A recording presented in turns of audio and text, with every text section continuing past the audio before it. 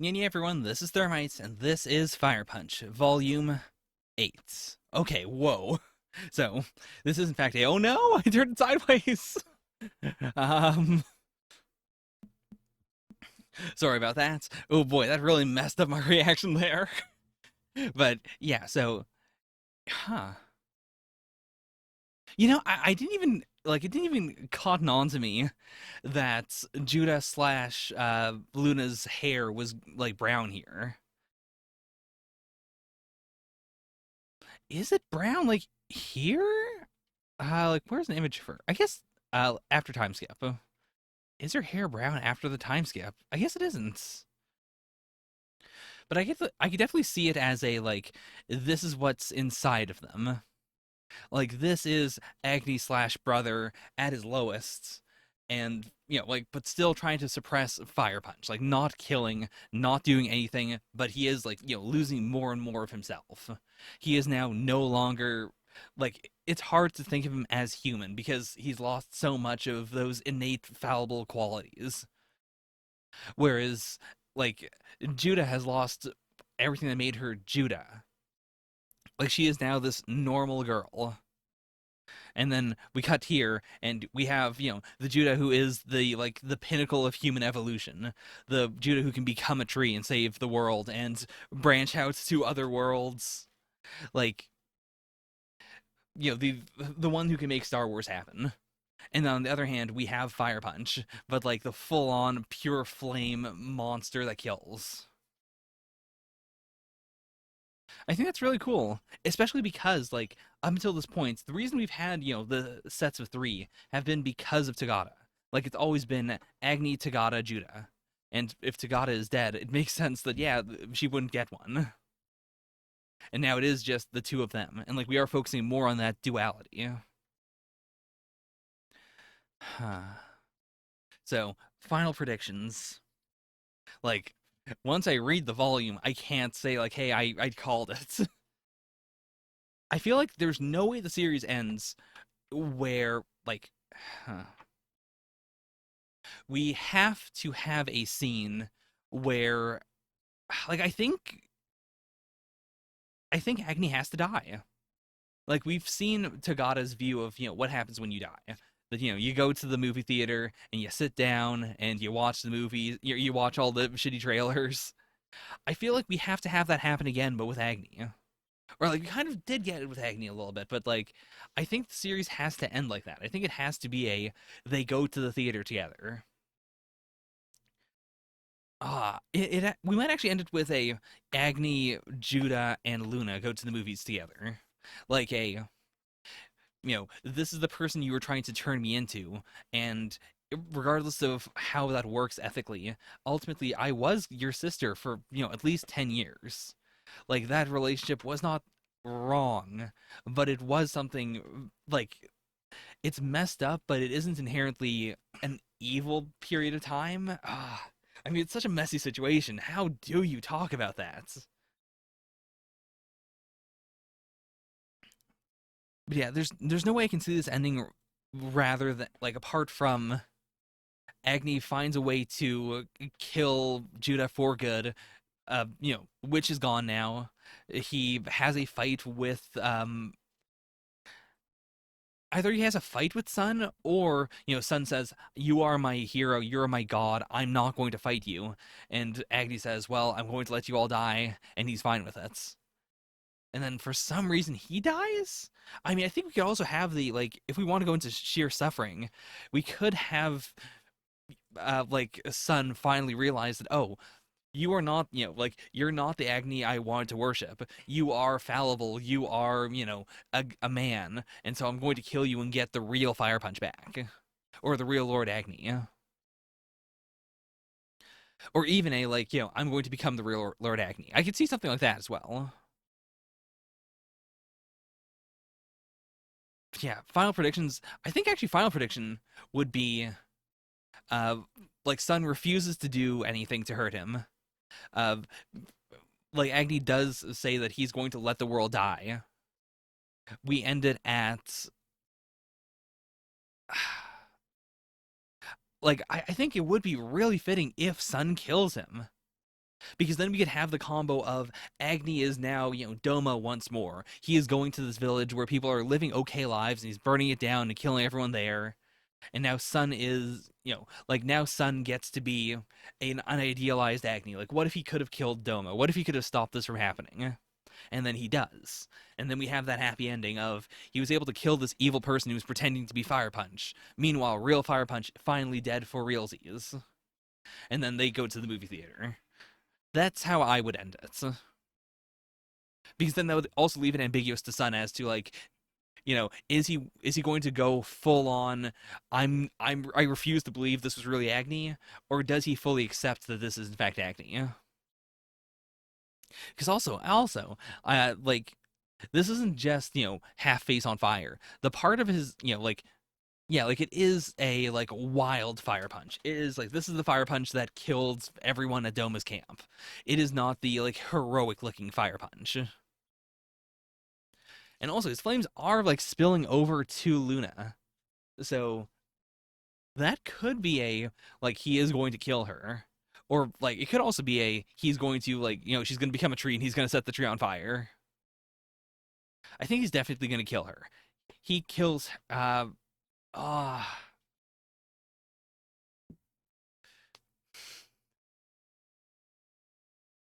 yeah, the flames are too obvious to ignore.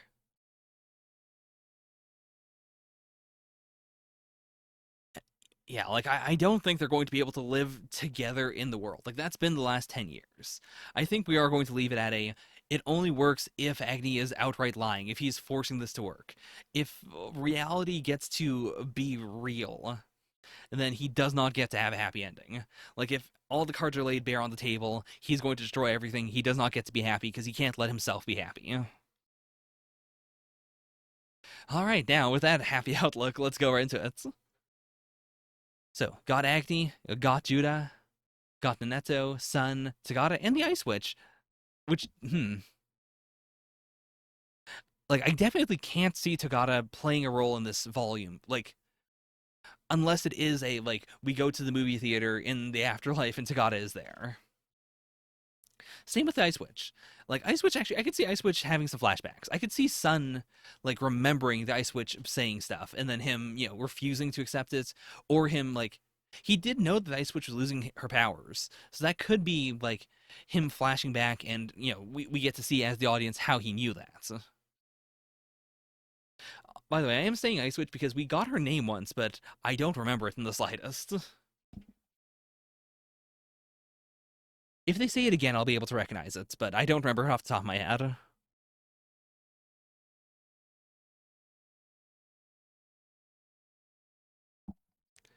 Oh boy, the fire's coming.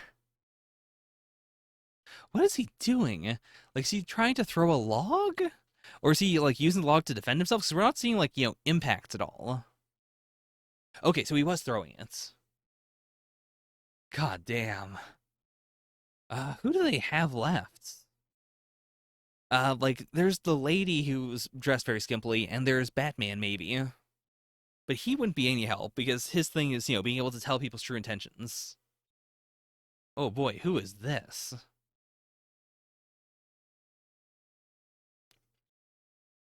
Okay, so his blessing is ice. We finally have a character whose blessing is ice.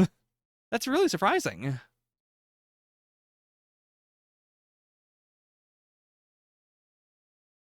Like I thought we were going to literally end the series with the statement, like not with the statement, but I thought we were going to have something along the lines of like, there's no way to create the winter using the power of blessings.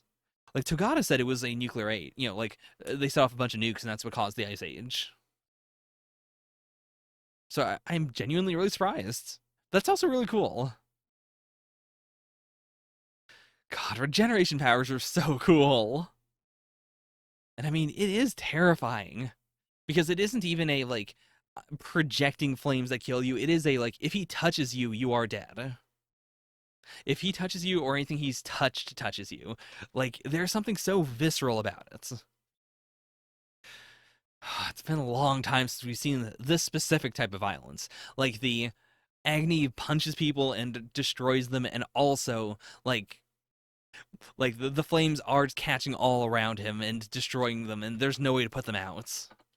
Like there's something so inevitable about them. It's a long, slow massacre.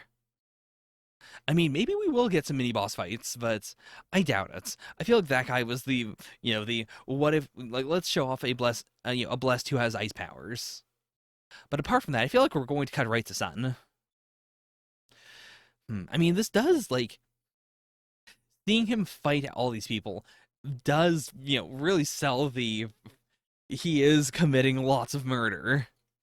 So never mind. Like that is the one benefit I think of having the mini boss squad. It would be a like, you know, all these people are trying their hardest in order to protect the ones they love, and Agni is, effortlessly destroying all of them.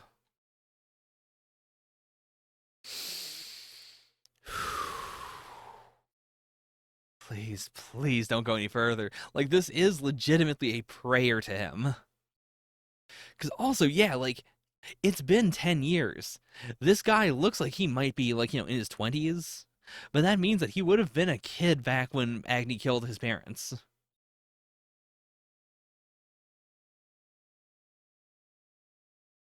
Ah, Jesus. Does she recognize him? Like, what is his thought process here? Like, he knows that they have some sort of connection. Like, that Agni and like I'm trying to take it from a like believer's point of view. Is it that he just wants to kill Judah so that when Agni gets here, he doesn't have anything to avenge? I've been thinking it over. Maybe the world would be happier staying cold as it is. Only when it's cold can you appreciate fire. And holding others close lets you feel their warmth. I mean, I can't disagree with, like, again, from a believer's point of view, it makes sense. It is a, like, if we save the world, then fire is scary again. As it is, fire is, it can still be scary, but it is ultimately a form of salvation. Plus, like, we don't know whether he truly believes in it or not. Like, we know he believes in Agni more than anyone else. And we know that, like, he's memorized the scripture and everything, even knowing that they made it up. But does he truly believe that when you die, you get to go to where Lord Agni is? Like, because that is also like the final dark nail of religion. The like it's very hard to like create something in which you say there's a really great afterlife and then also not incentivize dying. Like it is the Nietzsche argument of it is a death cult. You can't incentivize death without creating a death cult. Now will anyone listen to Nanetto? Whew.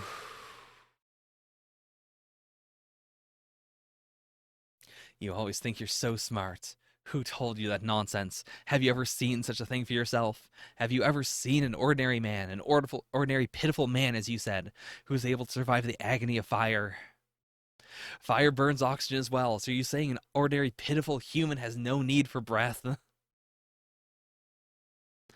Like, that is such a strong argument. It is the, like Agni is special, regardless of anything else. Like amongst all the regenerators in the series, he is the only one who can regenerate faster than Doma's flames. Like he's the only one who could end up with this process, and we still have the question of like how is it that he can survive without eating, without oxygen? Like how does that work? Like you have to at least believe that he is somewhat unordinary, that there's something special going on there. And like that doesn't mean that he's a god, but I can understand the religious argument of like it's insane. It's insane to believe. I mean, it does fit a lot with the it does remind me of the like Jesus suffered on the cross, therefore he's God arguments, which don't have an easy A to B. It doesn't make obvious sense. But like it is still a passion argument. It is still a like in the heat of the moment you might just accept it.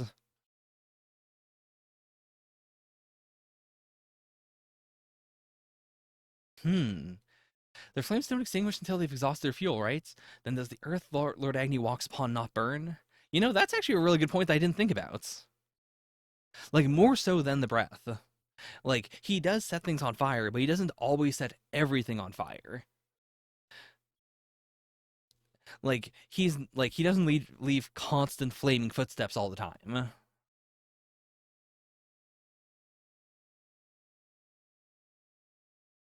And I think like that especially, the fact that he can not burn certain things. I mean, part of it I think is also just if you set dirt on fire, it will, go out.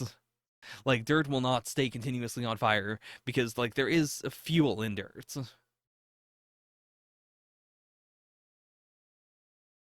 But yeah, you're right. Sorry. I kind of sidetracked myself there. I do think that like Agni does have some level of control over the flames. Like that is why when he is fire punch, he has like the eye that remains not on fire. Like I do think you can definitely explain that by the appliances that create the unstoppable fire. You know, like they do make some concessions for him. And I mean, to be fair, like, if he says you're believing in something you haven't even seen, just like the believers here, like, that is correct. And even with my explanation, like, I've been hammering so hard on the appliances thing. But to be fair, like, the Ice Witch is the only person who brought up the appliances thing, and we don't know whether her belief is fallible or not. She's made the biggest, wackiest promises, or like she's made the biggest statements, but even those aren't necessarily correct. Same with Tagada saying that this is the result of a nuclear ice age. We don't know that. Like the series could end with a long explanation of, hey, by the way, this is what's really going on, and it has nothing to do with anything anyone's ever said in universe. There is a genuine level of faith in the series, which I do like. That's so rare. I can't think of another series I've read recently that has had this level of like up to the final volume, you still don't really know what's going on. All you have is metaphors and what people think is going on. And he's saying it again. People believe what they want to believe, how they want to believe it. Like the words of a person he has killed. Hmm. When I prayed to God for deliverance, Lord Agni came to me, and he saved me with the very flames that engulfed his body. Every time I pray, every single time he comes to aid me. That is why I believe in Lord Agni. But at the same time, it's been 10 years and he hasn't helped. Even though you're only able to see what's on the surface, Neto, you continue to act as though you see the entire picture. I mean, that's also him. Like, he is also only seeing the surface, just from a different point of view. Like, what he has put together is not correct. It is disprovable.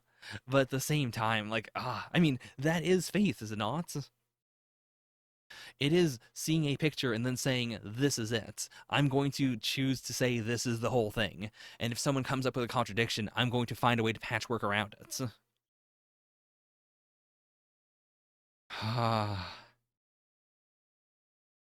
Oh.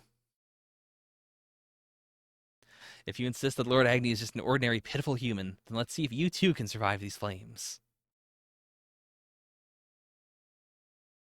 I, I said before in the previous volume that oh yeah he could use his electricity to create fire, but I was thinking of it as a like he smites people and then they're on fire. I didn't think of it as just a he can just light fires, but obviously that's the case. Hmm. Actually, can she grow the tree without being part of the tree? Like, could she just say, I'm doing it? Like, here's just a big old tree that is infinite firewood and it's going to warm up the earth. Like, can she just do that without being a part of it? Ah, it's because you kept Lord Agni's love all to yourself. Hmm.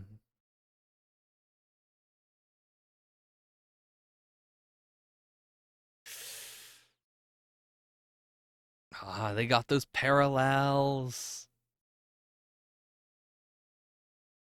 Hmm. What's going on? Oh, I mean, they're all on their knees, so it has to be because they're seeing Fire Punch, because he's back. Ah, this can't end well. This just cannot end well. Oof. Okay, so he has like the flames have completely consumed his face. Like he was at some point, like he had the fire punch look. I guess that it makes sense. Like he had the fire punch look when he was saying to the people he was living with this whole time, "I am Fire Punch." Like that is a I'm going to look the way you expected me to look. But now he's gone full on like all flame. Oh, your face is all wrong. Okay, so I could definitely see Sun taking this as the like, this is the devil to our god. Like this isn't the Agni, this is not the Lord Agni that we worship. This is someone else, or if this is like, he's been corrupted or something like that.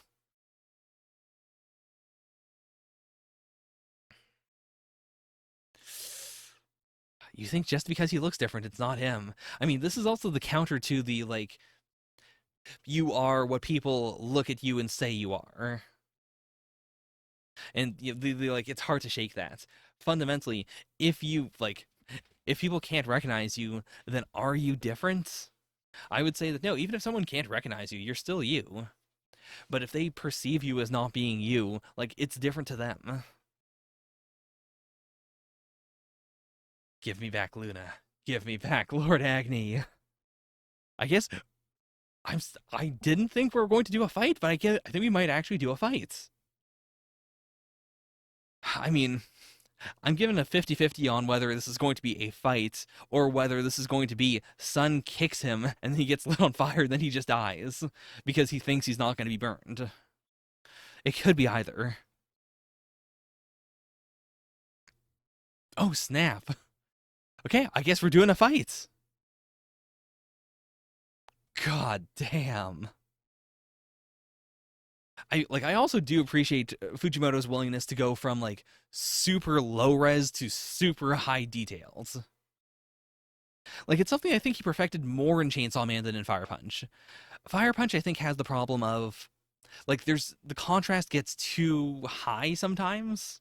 Like because he and his editor or like his assistants have more time to really focus on an image, I think sometimes the buildings can look very not fire punchy.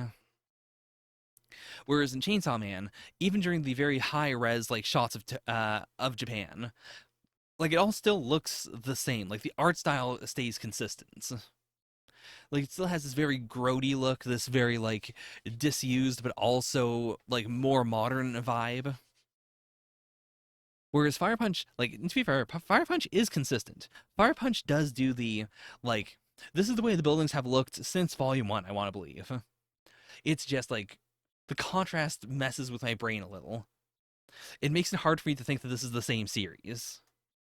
Whereas like Chainsaw Man is generally looser, but also the looseness makes it feel more cohesive.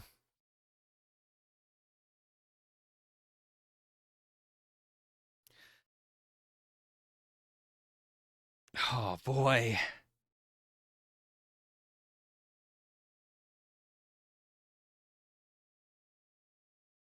This is so absurd.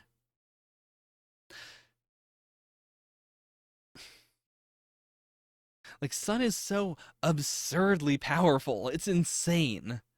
And like it doesn't really matter because nothing's going to be able to kill Agni. Like no amount of raw force can do it. So they are a perfect match. It is the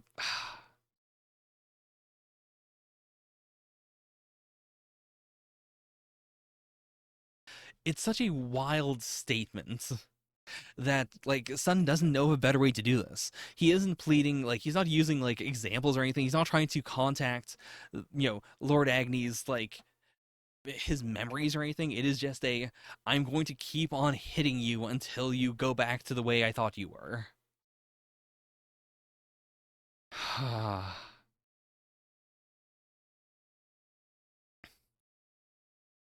But yeah, like we haven't really had someone who doesn't need to be near him at all to do damage. Like he is a really strong counter. It is just like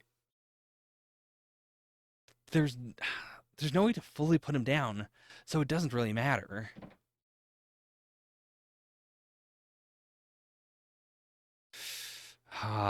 And like they have done the big twist. Like Sun feels like a superhero now. Like he has such Goku energy to him, whereas Agni looks like the devil. Hmm. You have the face of a villain.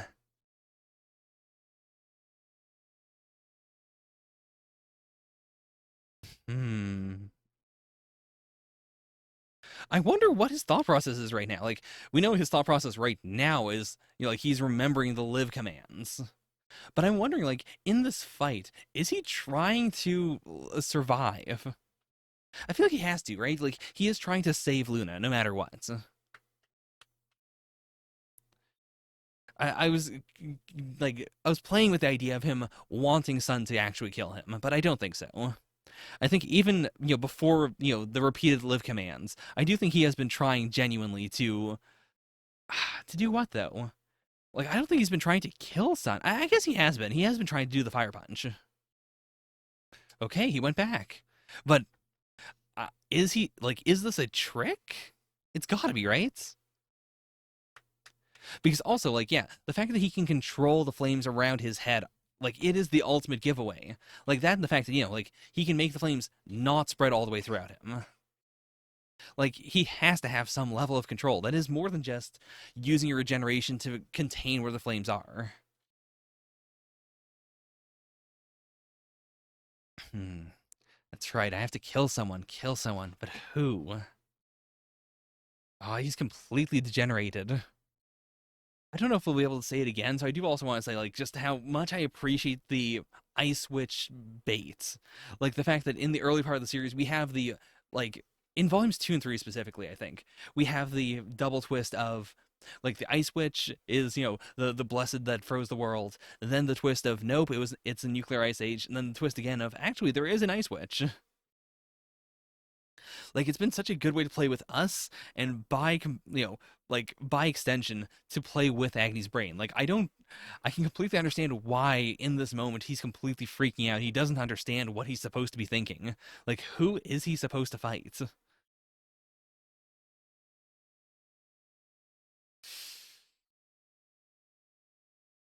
I mean, how would he know whether Agni's acting or not?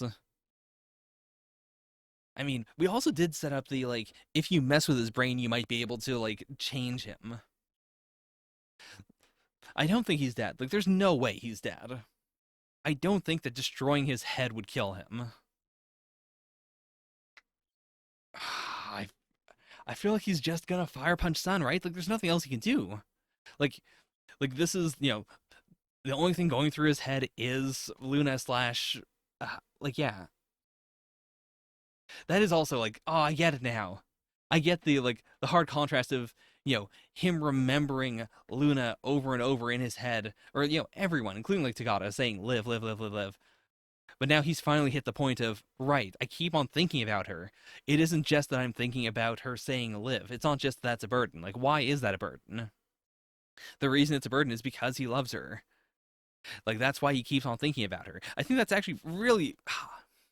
It's a breakthrough that's really obvious in hindsight.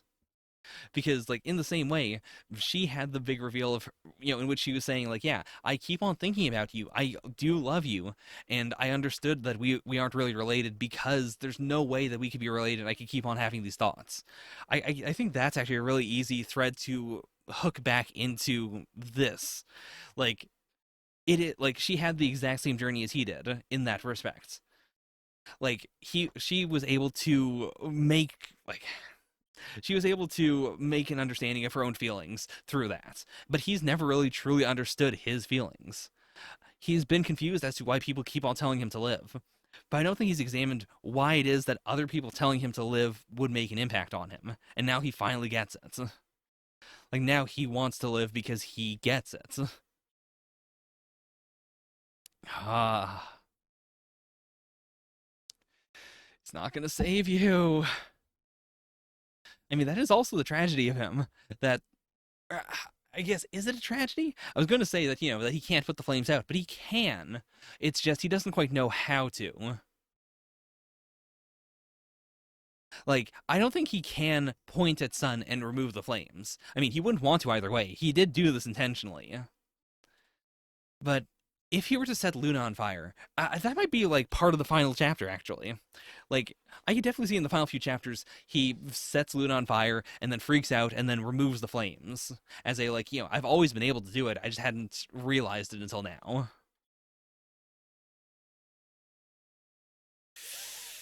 Oof. This is also so strong because, again, it's been 10 years since they've interacted, and Sun has said this whole time, every time I ask for help from Lord Agni, he responds and he fixes everything. And I imagine he's been able to delude himself this whole time by saying, well, even if I can't see him, he's still blessing us. But this is absolute proof right before he dies that no, Lord Agni is not answering his prayers. He's not going to help. Ah. And like I don't get any pleasure out of this because Sun didn't do anything wrong. He's done some messed up stuff, but in contrast to all the awful things that people around him have done as well, I can't fault him because he has done like most of what he's done has been on the basis of what he thought was the best, things that he thought genuinely would work. Oh, she wipes the flame away from his eye. That's so wild. Like that's such a strong visual. You don't have to kill anyone anymore. I'm sorry for making you act like you're my brother. You're not an Avenger, nor a hero, nor a god, nor Fire Punch. This time, be the you that you want to be. That's my wish. And she is still saying live, but it is a, like, don't live as anyone else. Finally, live as you. I'm really curious, is this anyone, or is this just his brain freaking out? Or honestly, is this a ghost? Like, this is so different. Like, every other time that he's hallucinated Luna that I can remember, it has been like, he's not physically seeing her there. It is more of a, like, he's remembering something, or he's having a false memory, or he's having a real memory. Like, I think this is the first time we've seen her as, like, an apparition in front of him. And to be fair, this could also just be Judah. Ah, what the hell? That has to be Judah then, right? Like, there's no way he could have done this to himself. What happened? Hmm. Oh, who also? Is this Judah then? I mean, it could also be Sun, I guess. Like, we haven't seen his corpse is invisible in that shot. Is his corpse around here? Because it does seem to be a, like, he's on the ground, and then we cut, and Luna is hugging him. And there's no reason why he would be able to do this. Like, if this was Judah slash Luna, like, it would make sense for her to be saying, I'm sorry for making you act like you're my brother. So yeah, it can't be Sun.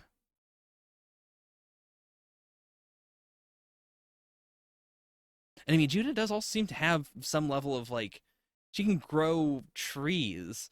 Did she grow an Agni out of Fire Punch's body? This boy's no longer anyone. I want you to give him a happy life. That is my one condition if I'm to become a tree. Okay, so that is in fact Judah, and she has like regained her memories. Also, did Sun and Neto have a relationship? I mean, they were like they were allies together for 10 years at the very least. Like I can understand why, she'd have a problem with him being dead. Huh. If you can't do it, then act like someone who can. If you do, you'll become that someone. I've lived a long time and played a lot of roles, so I've come to learn something. People become who they want to be. Oh, and she's already becoming a tree. So, okay. And that also allows them to do a complete flip of Judah can now like be the one, taking care of him. And he gets to be the complete memory wiped. I actually said that like in my predictions. To be fair, I said a lot of predictions. But yeah, like the only way Agni could be happy is if he's not Agni. So if this is a completely new Agni with no memories, I could see him being happy. I remember the first time I had ever told a lie. Also, to be fair, like this seems like these are the memories of this Agni, which would make sense if it's a like if we are saying that this is a completely new person. Like if whatever a spirit is, like we could get a death sequence. We could get a like this is the death of Agni and then he's gone. We could do that and then we could still have someone who looks exactly like Agni around for the however long left there is. I think her family was out of food. My mom and dad ate very little. Upon seeing that, Luna and I also tried to eat very little. And then one day, my mom noticed we weren't eating enough. She looked at me with a face that was part angry, part sad. And in a forgiving tone, she told us to eat as much as we wanted, to eat a lot so we could grow big and strong. Huh. I told her Luna and I had found potatoes in the hills and eaten those, so our bellies were already full. That's why I told her. That night, Luna and I were talking in bed before falling asleep, and we ended up discovering actual potatoes inside her, so we ate them. Huh. That's so weird. Like, does that mean that Luna had this blessing? Like, in the same way that Judah can turn herself into a tree. Did Luna, like, in addition to being able to regenerate, could she make potatoes inside of her? I mean, alternatively, this could just be a childlike way of saying that they, like, ripped open Luna and ate her insides. And, they didn't know what they were, so they said they're potatoes. Oh, and we're back at the movie theater. So yeah, this might legitimately be the death of Agni, while still having an Agni in the series. Yeah, I think that's it. I think that is 80 years later. God, okay, okay. Hmm. Son, sir, Madame Nadetta will be going to heaven soon. What in the world? Like, has he been in purgatory for 80 years? I mean, he's also being called son, which doesn't make any sense. Oh no, this is Earth. Okay. Hmm. Okay, so this must be the second Agni then. Like original Flavor Agni died here, went to the movie theater in heaven, met Luna once more. They watched the movie, and then we cut to an actual movie theater in on Earth, where the second Agni, now named Sun, is living. But then Madame Nanetta will be going to heaven soon. I mean, he is like if he still has the same blessing, if he can regenerate instant, always, then it might be a like, Nanetto is actually dying as opposed to going to heaven. I mean, this could still be purgatory. We could just say that purgatory looks exactly like Earth, and that's also why the tree's here.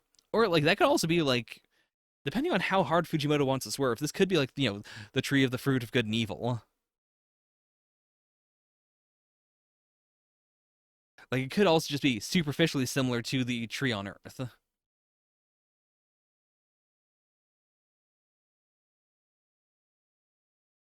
Oh, it's the founder.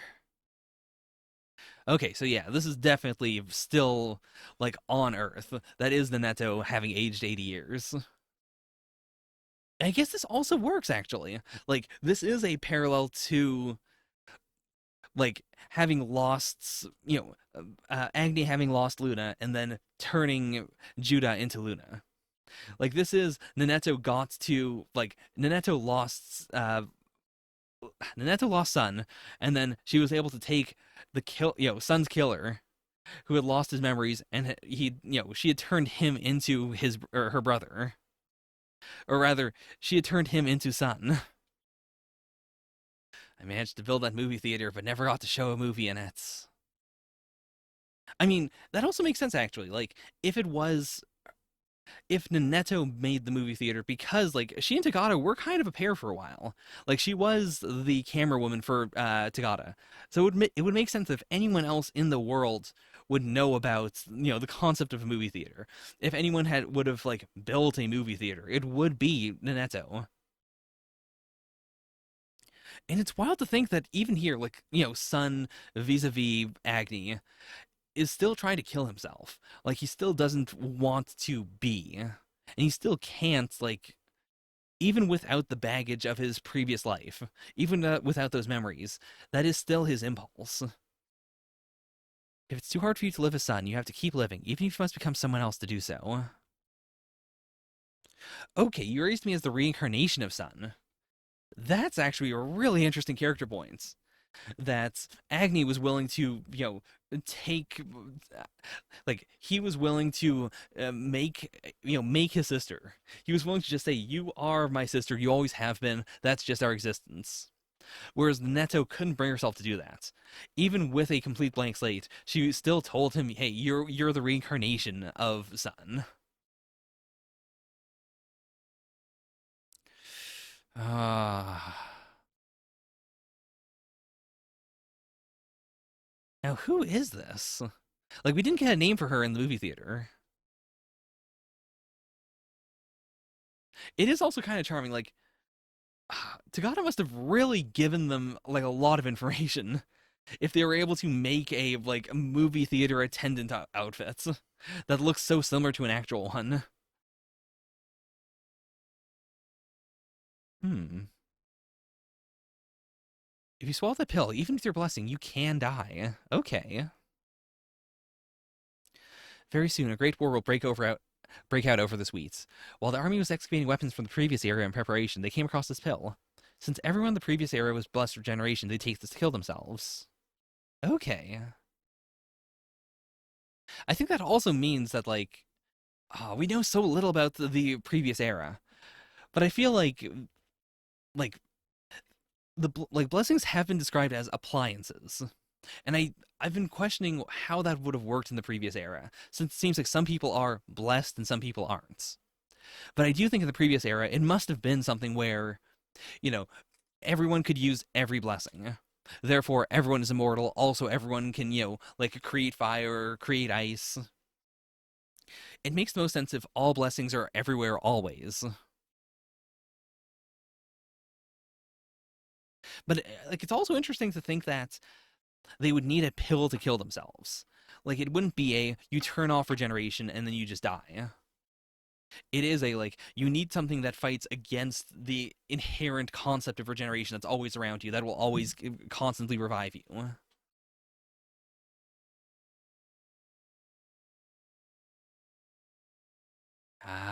And also I assume these are either nuclear weapons or some other sort of like dirty bomb parallel.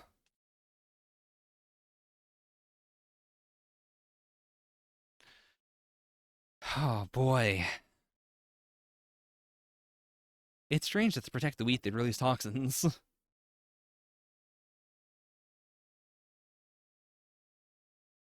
Yeah, like the world is decaying now. And to be fair, I don't remember exactly how the tree was supposed to work. Like whether it would have destroyed this earth in order to, grow all the way out and find other civilizations.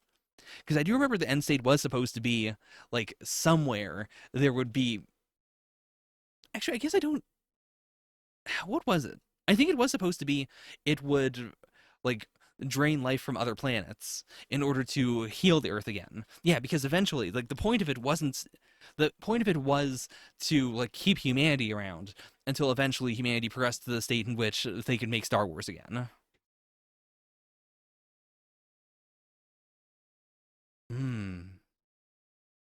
Oh, they can finally play a movie in the movie theater.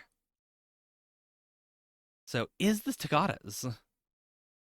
Like, if it's been 80 years, it might be pretty messed up, but that's the only thing I can think of. Hey, the film must have been damaged or something because it was only black and white and it had no sound. I don't know what the movie was about or why it was shot. There was only one thing I knew for sure. This Burning Man seemed to be the main character because the movie was entirely focused on him. Sometimes he'd be fighting something, kill it, and then get killed over and over. It was so gruesome and I don't get the point of it. Yeah, so this is all the footage Takata shots, which also means like she didn't edit it or anything. So this is just a bunch of raw footage that he's looking at. But still, that man kept burning through the duration of the movie. Without even realizing it, I found my hand was clenched in fists. Centuries later, oh boy! So Tree has in fact, reached all the way to the heavens. Doesn't look like it's reaching out to other planets or anything, which is surprising. It's been centuries. Also, it looks really eerie that it's not like branching out from here-ish, like from close to the exit of the atmosphere. But like it keeps on going straight for a long while. Like you have this bump here, where I assume Judah's probably physically in there. But like, why would it only be a little bump here? Like, why wouldn't it branch out earlier?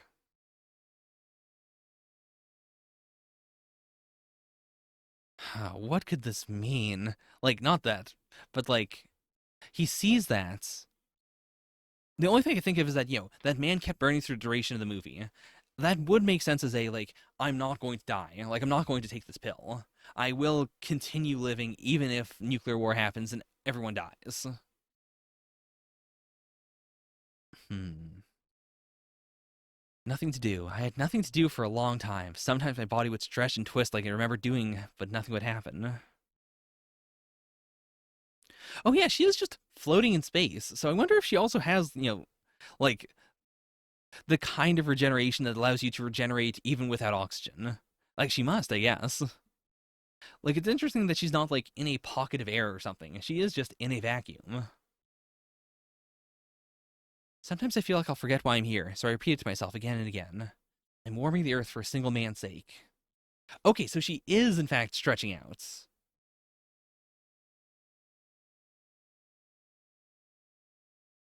Hmm. Oh man, this is so bleak.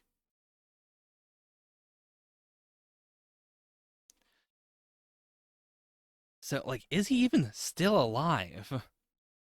It's got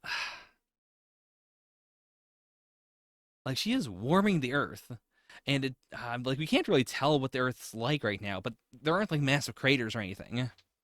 So I doubt that everything's been annihilated. But that doesn't mean that the world's not horribly poisoned.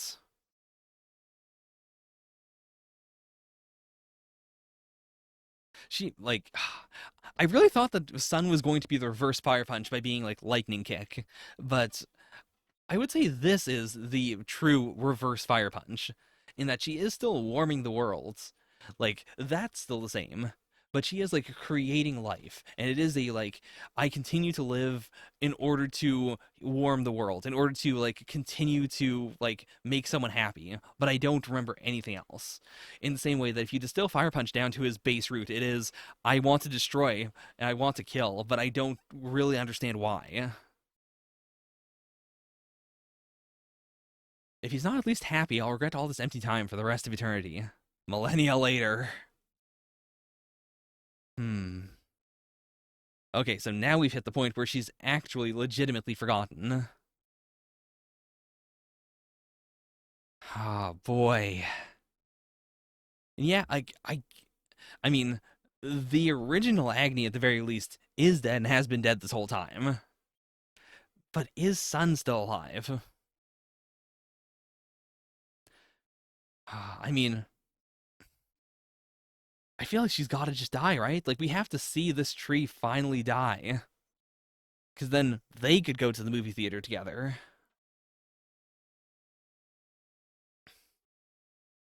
When I want to feel warm, I pray. I pray to a man. I don't know who he is, but when I pray to him, the cold abates. There's also something unbelievably tragic about being cold in the vacuum of space, both like physically and emotionally, while still like generating heat, while still like warming a planet that you physically are not on. Like is it is the ultimate selfless act. This has to be the final chapter too, right? Like we are skipping millennia like further on. Like this isn't even the first multi-millennia skip. It dawned on me, if I were to blow my own head off with my mysterious power, this empty time would come to an end. Hmm. Oh, shit. The blue sphere that was below me was struck by something a long time ago and smashed to pieces. I wonder if I had any role in any of that. So now she just is not serving a purpose. Like, A, she doesn't know if she's serving a purpose or not. B, we know factually she's not serving, like, she's not warming the earth or anything.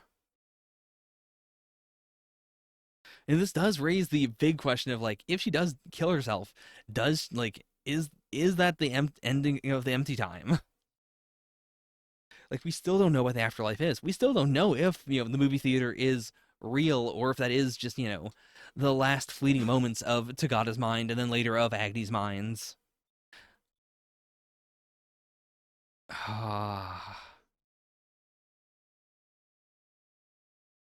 Where does it end? Like, this is a finite manga, so it has to end at some points.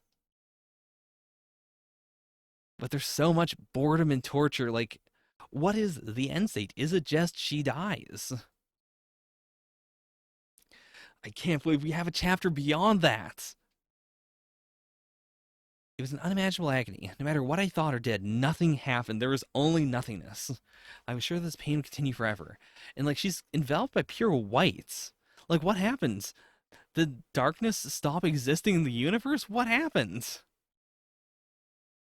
Or like it might just be that her form of perception has changed. Like she no longer has to perceive the earth below her. So she may like her senses may have just completely whited out. Okay, someone's there. Is that Agni? Like is she ready? Like, is this finally death? I guess it doesn't really matter at this point whether it is like he's physically been hanging out this whole time or not. I can't imagine he would. Like, why would he have spent millennia not being here? Like, this has to be her dying. I mean, I guess the alternative might have been when the Earth was destroyed, he's kind of like got flung off the Earth and he's been floating around in space this whole time. Like that would be the non-conceptual way to take it. That he has physically been around and they just physically managed to contact each other again. Because also she has been like branching out throughout the universe. So presumably, like, if he just ended up on a planet or a planetoid or something, he would be able to like, walk down the routes and eventually get back to her. Ah. And we finally get the Sun Luna parallel, the one that we brought up in chapter one, or that I brought up the first time I saw Sun at the very least, as a like, oh, I guess he's going to be the replacement for Luna, ha ha ha. But now, like, they get to be diametrically opposed with those names.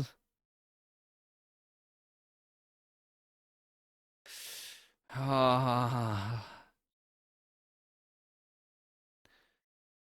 After the two of us talked a little while, he fell asleep.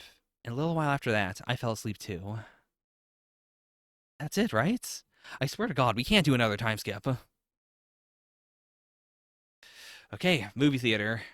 That's it. This work is fiction. Tatsuki Fujimoto. God damn. Also, strong power move putting like I guess this is a blank page theoretically, but strong move just putting like all their name like the names of all the creatives on here, like on the art itself where you have to look at it. God damn. What an unbelievable end. Like that is also a strong like how would I put it? It is the most conclusive end. Like the series has made a strong point since the start of like all the little things don't really matter. Like we're not going to follow each individual person who left Behemdorg. We're not going to like follow each individual member of the Agniism cult. Like ultimately it is about like the series is about Agni, and because he is obsessed with his sister, it is also by association about Luna and about and about Judah as, she is connected to Luna. Like, it's such a tight series. I really appreciate that Fujimoto was able to end it with just the two of them. And, like, we didn't have to have a long diatribe about how the powers work.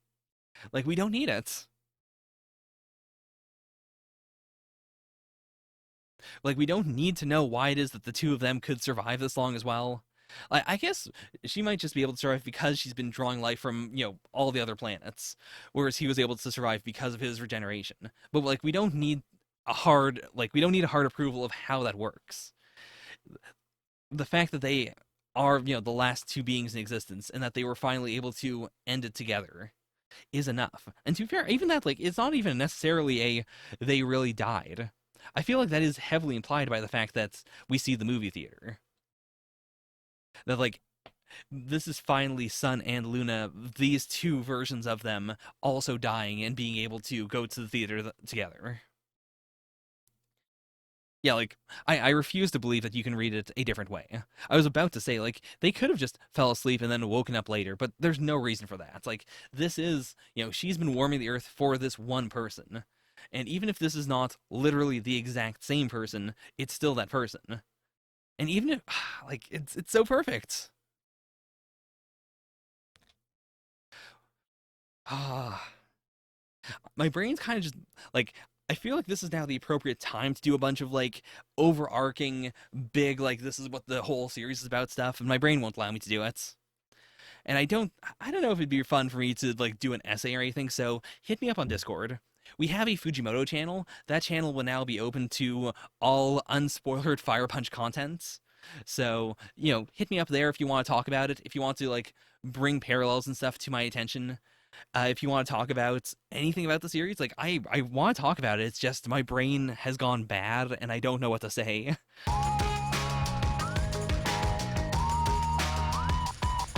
All right, took a little break. Now I'm back. Boy. Like, I mean, Volume 8 is a lot. I'll include some of the stuff I said right after I finished reading Volume 8, but a lot of what I tried to say about the whole series was circular logic. It was a lot of saying the same stuff over and over again because my brain was kind of fried. And for good reason. Like, the end of Fire Punch is very brain frying, and all of Fire Punch, like each volume of Fire Punch, is like relatively dense. I've been going through a couple in order to, like, better put together my thoughts, and what really strikes me about the series is how massive it feels. Like, I'm so used to reading monthly series that feel like overgrown weekly series in a way, where I read it and I go, I don't understand why you would have to do this monthly. Like, sometimes the art is extremely cool, but other times it feels like this is just a weekly series with fewer pages. Fire Punch does not feel like that. Like, some chapters are more weighty than others, but they all have a lot there. Fujimoto is really, really good at like making use of every single chapter. I think it also helps that Fire Punch is this like enormous, desolate, apocalyptic landscape. And with that, like, Fujimoto gets to have, very few important characters while still scattering tons of characters throughout the series. Like, it isn't just there are people in the background or, you got businessmen on the streets. There are a bunch of like small factions that we see for a little bit of time, usually because they get annihilated. But I think the post-apocalyptic setting really does help Fujimoto keep an eye on who needs to be focused on and who doesn't need to be. Like, this is fundamentally Agni's story, and we follow him through it. We get to mostly focus on, like, it is primarily a character study of Agni, and like the initial gimmicks of the series kind of wear off pretty quickly. Like, it seems like it's going to be more violent and grindhousey, but ultimately, I'd say the series is less about literally being that and more about exploring the the landscape of something that grindhousey and violent and exploitative. Like, especially with Volume 1, I thought there was going to be a lot of like bestiality and grinding up bodies and stuff. And it's not that those things aren't in the series, but it's that when horrible things happen later on, it makes more sense. It isn't just this excess of, the people in Behemdorg. It feels much more survivory. It feels much more desperate. And then you contrast that with the enormous things we are seeing, like the plan to make the giant tree that will grow throughout the cosmos and suck out life. Where, like, to Agni, that is something that is in play, but to most people in the world, it is just a sort of generic, desolate, cold, icy wasteland. I can't believe, like, even with that setting, Like Fujimoto does take advantage of the cold, icy wasteland as a way to also not draw a lot of background sometimes, but I think that's fine. Like the art in Fire Punch is really, really good. The aesthetics hit me in this really nice visceral way. I think I like his Chainsaw Man art style more, but huh, like how would I put it? It's not that the Chainsaw Man art style is better. It is that I think the sketchiness that he uses in order to presumably like put out pages faster also helps give more of a vibe to the worlds. Whenever we see like a desolate cityscape or something in Fire Punch, it doesn't feel Fujimoto-esque. It feels very like this is impressive, but also the assistants almost certainly drew most of this. Like it doesn't fit with the characters. Whereas in Chainsaw Man, I think like whether it is because it has to be drawn weekly or because Fujimoto is like settled into that style more and he's got a team with him that also knows how to emulate that style better. Whenever we see the cityscape in Chainsaw Man, it's a lot grungier, it's a lot more like there's more personality to it. I think killing off Tagata was also a really strong move because to me like Tagata does steal the focus of the entire like first half of Fire Punch for good reason. Like as he says himself, this you all like the crazy quirky manic pixie dream girl Tagata and not the male sad depressed Tagata that is the actual person there. Usually I'm not a big fan of that kind of bait and switch. Like, if a series, how do I put this? I really dislike gory movies that try to do a moral at the very end of, hey, it sucks that you are the kind of person who would watch this movie. Because that doesn't make any sense. It's so hypocritical. Fire Punch never does that. Fire Punch never says, you are a bad person for viewing the series. It does strip away a lot of the gore and exploitation later on. Or rather, it portrays those things in less exciting ways over time. But at no point does it make me go, this was a bad thing. And same with Tagata. Like, even when he eventually says, hey, I hate that everyone likes the version of me that I put on as an act. At the same time, I don't think it's bad to like that Tagata. I just think it is, it's different. It's this harsh twist. It does make me think about all those scenes and go, like, did I like this person for who they are, or did I like them because of this veneer they put upon themselves? Same with Agni himself, honestly.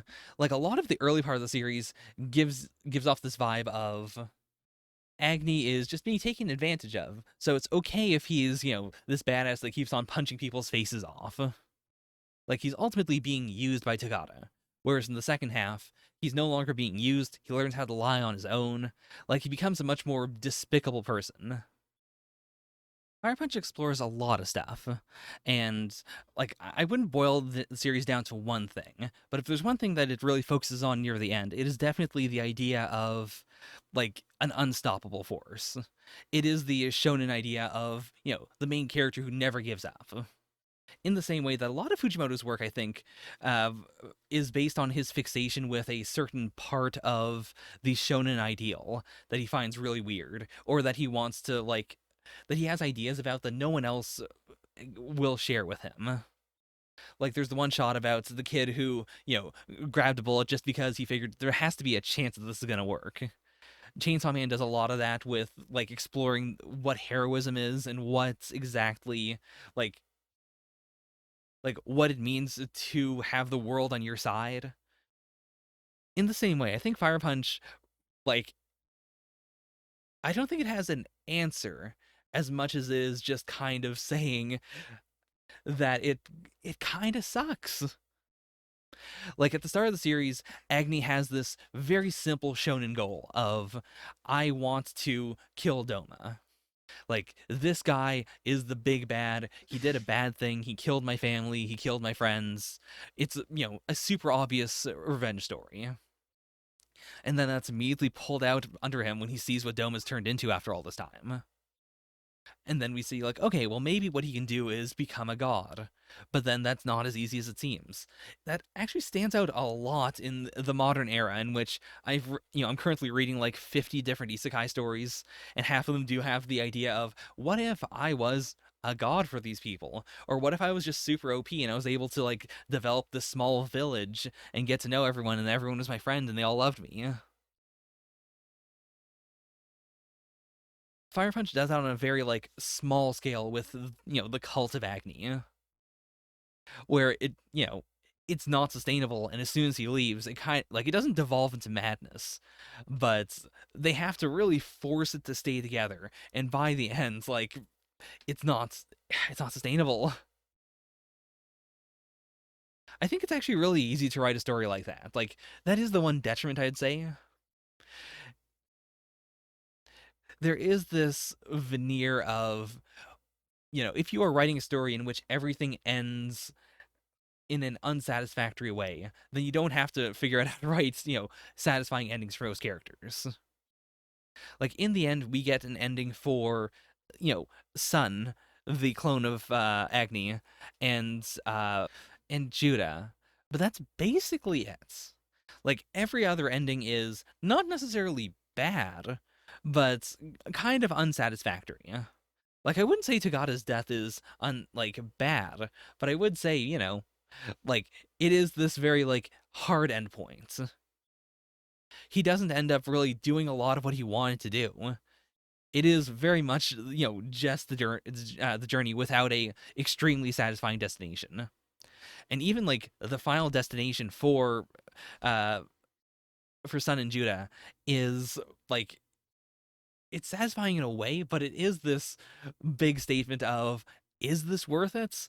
Like we spent billions and billions and billions of years doing this, getting to here, and it was a whole lot of suffering. And at the end, they both get to die together.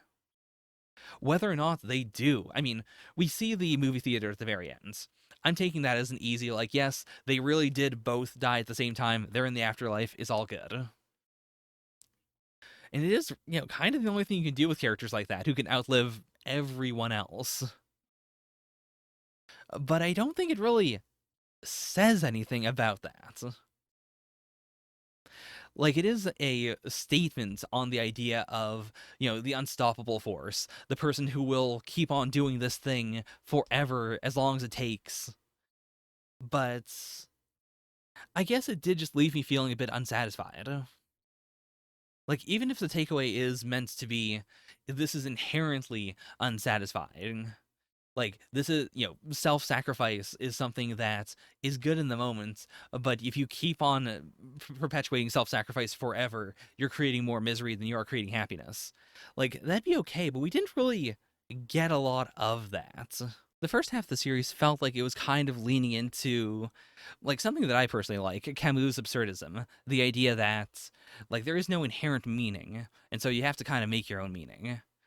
But at the same time, I do think that is kind of played out. Like that is an extremely hipster take, and it is something that I'll never get tired of. But I do at the very least appreciate Fire Punch for not going along with that.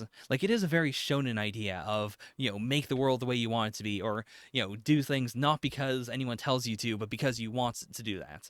Like very early, like when Agni's invading Behemdorg, he does kind of lean into that logic of, I don't want the world to beat me. I'm gonna do this even if it doesn't make any sense because it's the right thing to do, or it's something that I feel makes sense, or like it runs against the course of the world, and I want to at the very least like do something that goes against the shittiness of the world.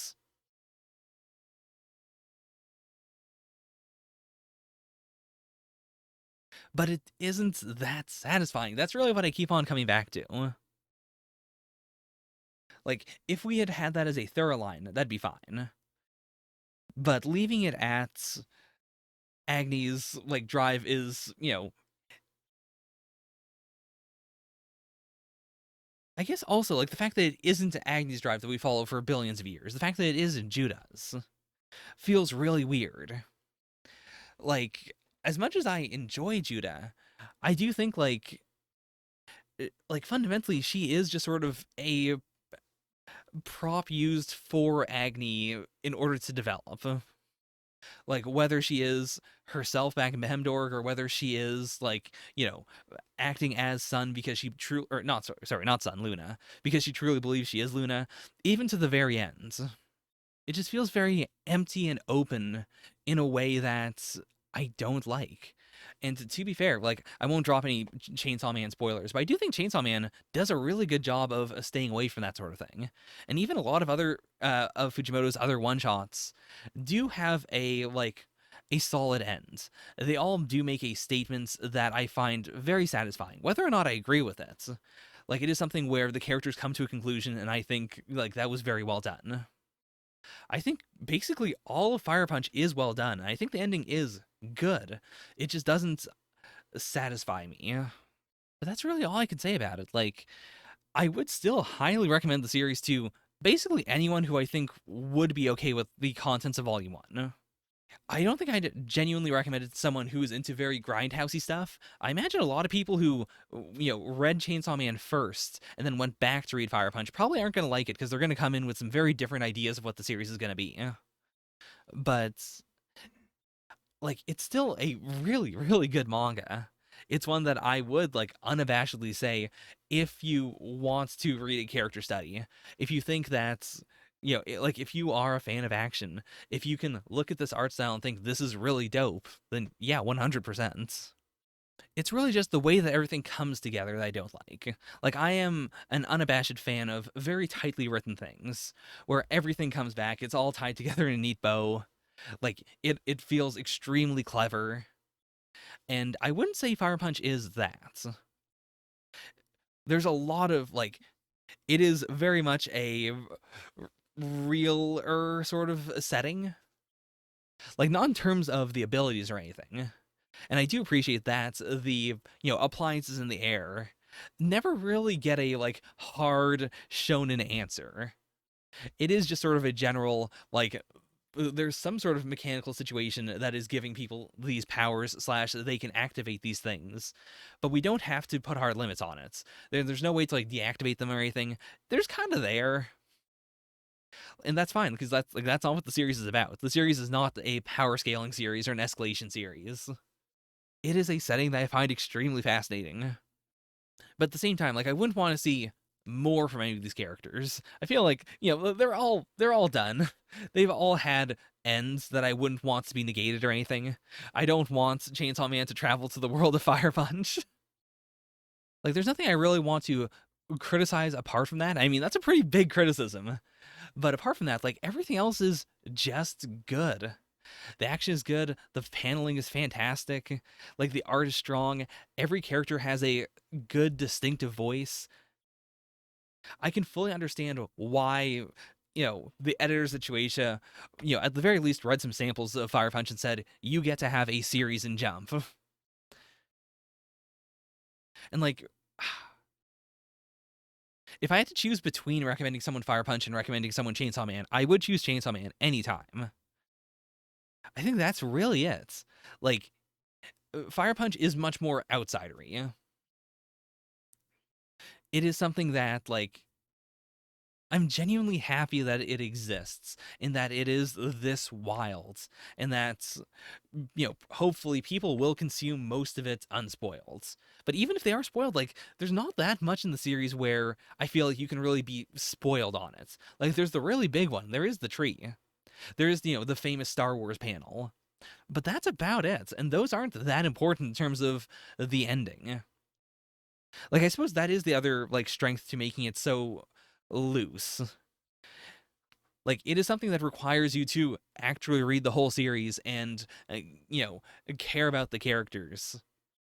And even then, like, trying to describe, like, how Agni's story ends sounds extremely bad unless you do read it. All right, that is it for Fire Punch. If you haven't, you can read chapter by chapter my weekly Shonen Jump reactions to Chainsaw Man. I do have like all my weekly Shonen Jump reactions either on the channel or like linked away in each redirect, or you can go to the Full Thread Kitty experience down below and watch those videos as well. But I do think it's a lot better if you do it on YouTube. Because on YouTube, I've got timestamps. You can just jump to Fire Punch for each, to Chainsaw Man every single week. And whenever Chainsaw Man Part 2 comes out, I will be picking it up. So, quite exciting. Uh, as I've said multiple times, I have read all of Fujimoto's one-shots, so can't really do reactions to those, but if he does anything else, like I'll keep my eyes out. And apart from that, I've got a bunch of other stuff on the channel that might interest you. Um, Sobute is really good. I've been holding off on it until, I was done Fire Punch, so that's going to pick back up. I also have DeadTube, which most people on the channel, I mean, that's the weird one. Everyone seems to like it, but no one will ever tell me about it. Like, my DeadTube reactions are the most popular things on this channel, but I get very few comments on all of them, and most of the comments have been like, it's really weird that there aren't a lot of comments here, or will you read the next volume? So, yeah. I think those two series align the most with what you might be into if you are reading Fire Punch. All right, catch you on the flip side. Bye for now. Yeah, yeah.